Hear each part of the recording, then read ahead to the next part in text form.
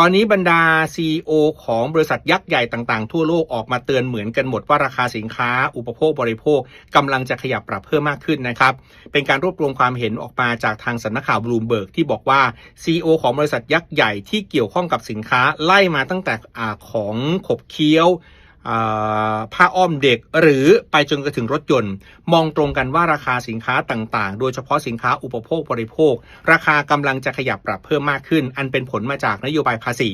ของประธานาธิบดีทรัมป์ที่เรียกเก็บแต่ว่าจะขึ้นมากหรือน้อยแค่ไหนก็ขึ้นอยู่กับว่าเป็นสินค้าประเภทไหน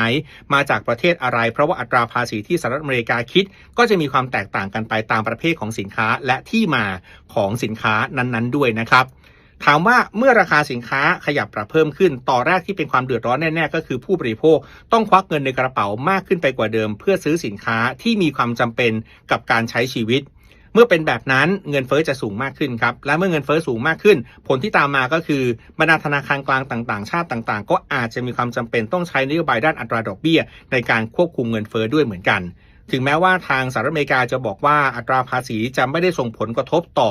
ราคาสินค้ามากในระยะยาวสักเท่าไหร่นักมีข้อมูลออกมาบอกว่าจากการสำรวจของมหาวิทยาลัยมิชิแกนบอกว่า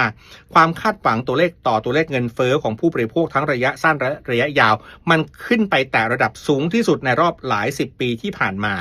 แม้ว่าการบริโภคของผู้บริโภคตอนนี้ยังดูดีอยู่แต่ในอนาคตยังไม่มีใครตอบได้ครับโดยเฉพาะอย่างยิ่งเมื่อแนวโน้มของราคาสินค้ามีแต่จะแพงมากขึ้น